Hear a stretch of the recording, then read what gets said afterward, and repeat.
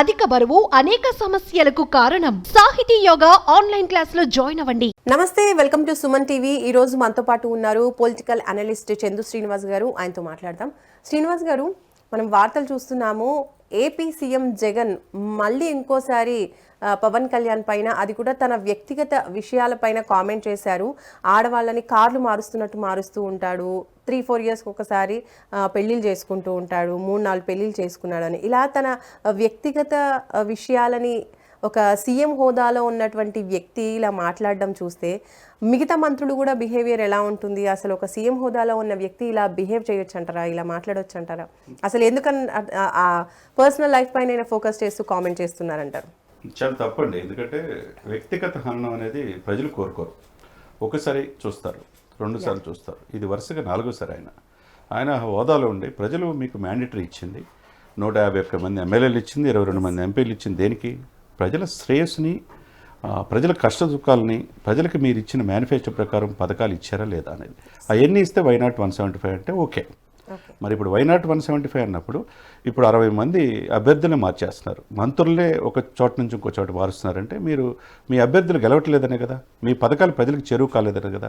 అవన్నీ మర్చిపోయి అవతల చంద్రబాబు నాయుడు గారితో కలిశారని చెప్పేసి ప్యాకేజ్ స్టార్ అంటారు, లేకపోతే దత్తపుత్రుడు అంటారు. ఇప్పుడు కొత్తగా జగన్మోహన్ రెడ్డి గారు మ్యారేజ్ స్టార్ అంటే, మ్యారేజ్ స్టార్తో ఇప్పుడు ప్రజలకేం సంబంధం? ప్రజలకు ఆయన ఇప్పుడు ఒకటే అండి, మీరు అన్నట్టు ఇదే ఛానల్లో చాలా ఇంటర్వ్యూలను చూశాను నేను. ఇది వరుసగా 4వసారి. అంటే నాయకుడు ఎలా ఉండాలంటే, నాయకుడు దశ దిశ చూపించే వాళ్ళు ఉండాలి ప్రజలకి. నీకంత మ్యాండేటరీ ఇచ్చింది, నువ్వు ఏ పథకాలు చేసావు, నెక్స్ట్ ఏ విధంగా చేస్తున్నావు, ఏ విధంగా ఎలక్షన్స్ వెళ్తావు అనేది కాదు. ఇవన్నీ మర్చిపోయి పవన్ కళ్యాణ్ గారి వ్యక్తిగత అభిప్రాయం మీకెందుకు? ఆయన ఎన్ని పెళ్ళిళ్ళు చేసుకుంటే ఈయనకెందుకు? 3 పెళ్ళిళ్ళు చేసుకున్నారంటున్నారు. ఏం భార్య వచ్చైనా మీ దగ్గరకు వచ్చి కంప్లైంట్ ఇచ్చిందా? ఇచ్చాయా ముఖ్యమంత్రి గారు మాకు అన్యాయం జరిగింది పవన్ కళ్యాణ్ గారి వల్ల అని మీకు దగ్గర చెప్తే మీరు కానీ మీ మంత్రులు కానీ ఆయన మీద కేసు పెట్టవచ్చు. ఇది ప్రజలు కోరుకోవట్లేదు. ప్రతిసారి వ్యక్తిగత హననం చేయటం, ఆయన ఫ్యామిలీ జోలికి వెళ్ళటం, పోసాని కృష్ణమురళి గారు లాంటి వాళ్ళకి వాళ్ళ ఫ్యామిలీని విమర్శించడం, తర్వాత ఒక అంబటి కావచ్చు, ఒక పేరు నాని కావచ్చు, ఒక కొడాలి నాని కావచ్చు, ఇంకొకరు కావచ్చు, ఇలా మీరు ఏ విధమైన సంకేతాలు అందిస్తారు? ఎందుకు మారుస్తున్నారు? ఇంతమంది అభ్యర్థుల్ని, మంత్రులనే ఒక చోటకి ఇంకో చోటకి షఫ్లింగ్ చేస్తున్నారంటే మీ పార్టీ అభ్యర్థుల మీద మీకు నమ్మకం లేనట్టే కదా. 151 సీట్లు గెలిపించింది దేనికి? ప్రజల సమస్యల్ని ముందు తీసుకెళ్తారని. మీరు ఎందుకు మరి ఇవన్నీ? ప్రజలు సామాన్య మానవులు ఏం కోరుకుంటున్నారంటే అండి, 151 మందిని గెలిపించాం, అంతకుముందు ప్యాకేజీకి ఒప్పుకున్నాడు, ఒక్క అవకాశం అంటే చంద్రబాబు నాయుడు గారు ప్యాకేజీకి ఒప్పుకొని రాష్ట్రాన్ని ఇచ్చేశారన్నారు. మీరు రాజధానిని ఆపేశారు. మీరు మరి స్పెషల్ స్టేటస్ తీసుకొస్తున్నారు, 22 మంది ఎంపీలు ఇచ్చారు. మరి మెడలు వంచి తీసుకొస్తున్నారు. ఎందుకు మోడీ గారి మెడలు మీరు వంచలేకపోతున్నారు? బీజేపీ పెద్దలను ఎందుకు ఒప్పించలేకపోతున్నారు? 4 సంవత్సరాల 7 నెలలు అయిపోయింది, ఇంకా 3 నెలలు మీ చేతిలో ఉంది. రేపు ఎలక్షన్ నోటిఫికేషన్ వస్తుంది. ఎందుకు స్పెషల్ స్టేటస్ పూర్తి చేయలేపారు? పోలవరం పూర్తి చేయలేపారు? ఏ పరిశ్రమలు తీసుకురాలేకపోతున్నారు? ప్రతిపక్షం ఆరోపించినట్టు, ముఖ్యంగా పవన్ కళ్యాణ్ గారు ఆరోపిస్తున్నట్టు ఎందుకు మద్యం ఏర్లైపోతుంది? 30,000 కోట్ల అవినీతి ఎలక్షన్స్కి రేపు ఎందుకు పెట్టుకున్నారంటున్నారు?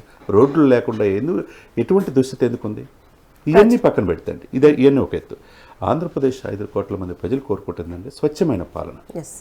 ఇలాంటి మాటలు కాదు మీరు కోరుకుంటుంది. మీరు అలా అనుకుంటే ఇప్పుడు గొడ్డలి వేటితో బాబాయిని నరికారని చెప్పేసి సాక్షాత్తు జగన్మోహన్ రెడ్డి గారి మీద, వాళ్ళ భార్య భారతి మీద ఆరోపణలు వస్తున్నాయి. ఆ కేసు ఏమైనా పవన్ కళ్యాణ్ మీద ఉందా? లేకపోతే లక్షల కోట్లు సంపాదించారని చెప్పేసి అనేక ఆరోపణలు ఈయన మీద ఉన్నాయి. ఆరోపణలు ఏమన్నా, లక్షల కోట్లు సంపాదించిన ఆరోపణలు ఏమన్నా పవన్ కళ్యాణ్ మీద ఉన్నాయా? లేవు కదా. సరే, అట్లా అనుకున్నప్పుడు కోడికత్తి కేసు దశాబ్దం పైన ఉపయోగించుకున్నారు. ఆ కేసును వజ్రాయుధంగా ఎలక్షన్లో గెలవటానికి అతన్ని జైల్లో పెట్టేశారు. ఆ కోడికత్తి కేసు ఏమైందో మీరు ఏ రోజు కోర్టుకు వెళ్లకుండా వాయిదాల మీద వాయిదాలు కోరుకుంటున్నారు. మీరు అది ఉపయోగించుకున్నారు. తర్వాత ప్రకృతి రమణీయత మారుపేరైన విశాఖ కొండల్ని గుండు కొట్టించినట్టుగా రిషికొండల్ని మీరు విలాసవంతమైన భవనాలకు 400 కోట్లు ఖర్చు పెట్టారు. ఇటువంటి ఆరోపణలు ఏమన్నా పవన్ కళ్యాణ్ మీద ఉన్నాయా? లేకపోతే ఇవన్నీ కాదు, క్షేత్రస్థాయిలో చాలా ఆరోపణలు. ఇవన్నీ కాకుండా ఈడీకి 47,000 కోట్ల ఆస్తులు జప్తు చేశారు. ఇదే జగన్మోహన్ రెడ్డి గారి మీద. ఏ రోజన్నా కొన్ని వేల కోట్లు అన్యాయంగా ఆక్రమించారని చెప్పి ఈడీ పవన్ కళ్యాణ్ ఆస్తులు ఏమన్నా ఆక్రమించుకున్నారా? లేకపోతే ఇవన్నీ తీసేయండి. అసోసియేషన్ ఫర్ డెమోక్రటిక్ రిఫార్మ్స్ అని చాలా మేధావుల యొక్క రిపోర్ట్ ప్రకారం ఈ దేశంలో అత్యంత కేసులు ఎక్కువ, అవినీతి కేసులు ఎదుర్కొన్న ముఖ్యమంత్రుల్లో లైవ్లో ఉన్న ముఖ్యమంత్రి ఈయనే. 10.5 సంవత్సరాలు నుంచి బెయిల్ మీద ఉన్న ముఖ్యమంత్రి ఎవరైనా ఉంటే ఈయన. ఈ ఆరోపణలు ఏమన్నా పవన్ కళ్యాణ్ మీద ఉన్నాయా? లేకపోతే అసోసియేషన్ ఫర్ డెమోక్రటిక్ రిఫార్మ్స్ ప్రకారం 38 క్రిమినల్ కేసులు ఉన్న ముఖ్యమంత్రి ఎవరైనా ఉన్నారంటే జగన్మోహన్ రెడ్డి గారు. ఈ ఆరోపణలు ఏమన్నా పవన్ కళ్యాణ్ మీద ఒక కేసు అన్నా ఉందా? మీ మీద 38 కేసులు ఉన్నాయి, చంద్రబాబు నాయుడు గారి మీద 26 కేసులు ఉన్నాయి, మాజీ ముఖ్యమంత్రి. మొన్న స్కిల్ డెవలప్మెంట్లో మీరు జైలుకు పంపించారు. అటువంటి కేసులు ఏమన్నా నేర చరిత్ర ఈయన మీద ఉన్నాయా? ఏమి లేవు కదా. ఇన్ని లేనప్పుడు స్వచ్ఛమైన పాలన అందిస్తానికి వస్తున్నప్పుడు ఆయన మీద ఉన్న అవరోధం అపవాది ఏదంటే మళ్ళా చంద్రబాబు నాయుడు గారికి సపోర్ట్ చేస్తున్నారు అనే ఆ పెళ్లిళ్ళు వచ్చేది. ప్యాకేజ్ స్టార్, మ్యారేజ్ స్టార్ అని చెప్పేసి ఆయన సర్టిఫికేట్ ఇచ్చినంత మాత్రాన ప్రజలకు కావాల్సింది అది కాదు. ఆయన వ్యక్తిగత జీవితం ఇప్పుడు ఇంకోటండి, 2014లో అనుభవం ఉన్న వ్యక్తి రాష్ట్రానికి కావాలని చెప్పేసి ఆ రోజు చంద్రబాబు నాయుడు గారికి అన్కండిషనల్గా ఎన్డీఏ మిత్రపక్షాల భాగంగా పవన్ కళ్యాణ్ గారు సపోర్ట్ చేశారు. ఆ రోజు జగన్మోహన్ రెడ్డి గారిని సీఎం కాకుండా చేసింది పవన్ కళ్యాణ్ అనేది బాధ. అక్కడి నుంచి స్టార్ట్ అయింది. ఆయనకి ఇంటికి విభేదాలు లేవు. ఆ రోజు చంద్రబాబు నాయుడు సీఎం చేశాడు, అన్కండిషనల్గానే సపోర్ట్ చేశారు. 2019లో విడిగా పోటీ చేశారు. ఇది అవకాశం వచ్చింది, దీనికి ఓటు చీలిపోయింది. మార్జిన్ 2%తో 49.5%తో మీరు ముఖ్యమంత్రి అయ్యారు. 40%తో సెకండ్ ప్లేస్లో ఉంది, 6.7తో జనసేన ఉన్నది. ఇప్పుడు పర్సంటేజ్ పెరిగింది, 22% పెరిగిపోయింది క్షేత్రస్థాయిలో వారాహి 1, 2, 3 ద్వారా. విశేష ప్రజాదరణ పవన్ కళ్యాణ్కి ఉంది.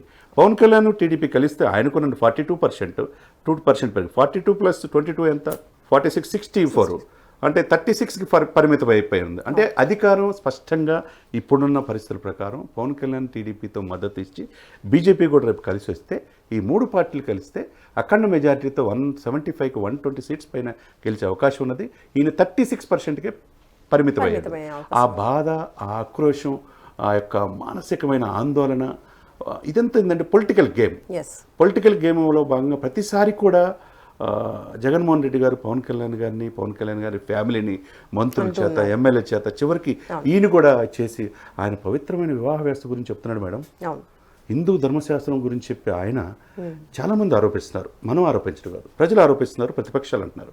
ఏ రోజైనా తిరుపతికి కానీ మీరు పట్టు వస్త్రాలు సమర్పించేటప్పుడు బ్రహ్మోత్సవాల్లో మీ భార్య, మీ శ్రీమతి గారిని, భారతి గారిని తీసుకెళ్ళి పట్టు వస్త్రాలు సమర్పించారా?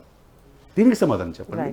భద్రాచలం రాముల వారి ఉత్సవాలకు పోయినప్పుడు ఈ రోజున మీ భార్యతో పాటు పట్టు వస్త్రాలు సమర్పించారా? ఇది కదా హిందూ ధర్మశాస్త్రం అంటే. అసలు క్రిస్టియానిటీ స్వీకరించిన ముఖ్యమంత్రి అని మీకు పేరున్నది ప్రపంచంలో అందరికీ తెలుసు. క్రిస్టియానిటీని అడ్డం పెట్టుకొని 220 గుడుల మీద దాడులు చేసింది. ఆ గుడుల్లో దాడులు చేసినట్టు పిచ్చోడని చెప్పేసి కేసులు కూడా పెట్టకుండా హిందూ ధర్మశాస్త్రాన్ని, హిందూ తత్వాన్ని మరింత దారుణమైన స్థితిలో తీసుకెళ్ళింది మీరు.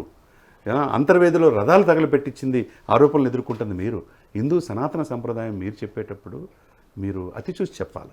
హిందూ ధర్మశాస్త్రాన్ని ఆయన కాపాడటం, యాగాలు చేయటం, యజ్ఞాలు చేయటం పవన్ కళ్యాణ్ గారికి బాగా తెలుసు.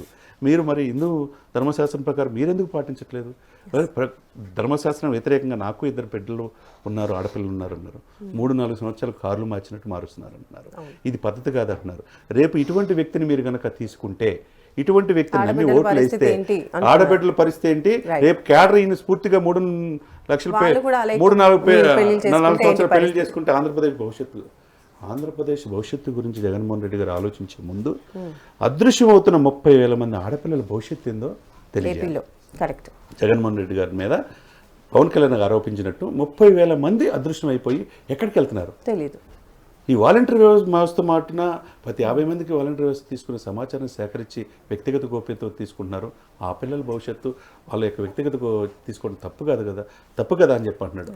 ప్రశ్నించినప్పుడేమో ఇష్టం వచ్చినట్టు మాట్లాడటం, అది వ్యక్తిగత హననం చేయటం మంచి పద్ధతి కాదు. రాజకీయాల్లో హోందాగా ఉండాలి. మీరు మిగతా ఎమ్మెల్యేలకు, మంత్రులకు మార్గదర్శకంగా ఉండాలి. కానీ ఇది చేయటం ప్రజాస్వామ్యంలో అనేది ప్రజలు అది కాదు, అభివృద్ధి అని తీసుకుంటారు. అంటే ప్రజల దృష్టిని మరల్చే ప్రయత్నం చేస్తున్నారని అనుకోవచ్చా? ఇలా వ్యక్తిగతంగా దూషించడం ఏదో ఒకటి అంతే కదా. ఇది పొలిటికల్ ట్రాప్. పూర్తిగా పొలిటికల్ ట్రాప్ ఏంటంటే ఈ పొత్తులు పొడగకూడదు అనుకున్నారు. వీళ్ళిద్దరి మధ్య గ్యాప్ తీసుకొచ్చి మళ్ళా పల్లకి మోయటానికి చంద్రబాబు నాయుడు తీసుకొస్తున్నారు. మళ్ళీ వీళ్ళు కలిస్తే అధికారం దూరం అయ్యే అవకాశం. అందుకని వీళ్ళిద్దరు విడదీయాలనుకున్నారు. విడదీయటానికి సంబంధం ఏర్పడింది. అన్కండిషనల్గా రాజమండ్రి సెంట్రల్ జైల్లో ఉన్నప్పుడు సపోర్ట్ చేశారు. ఆ తర్వాత పరిణామాలు వేగంగా మారిపోయినాయి. ఆంధ్రప్రదేశ్ రాజకీయాల్లో ఈ 2 పార్టీలతో పాటు బీజేపీ 3 పార్టీలు కనుక వెళితే గెలవటం వైసీపీ కష్టం. అందుకనే అభ్యర్థులు మార్చడం కానీ, ఇలా విమర్శలు చేయటం కానీ ఇది ప్రజలు కోరుకోవట్లా. ప్రజలు స్వచ్ఛమైన పాలన కోరుకుంటారు. థ్యాంక్ యూ చంద్ర శ్రీనివాస్ గారు. Thank you so much.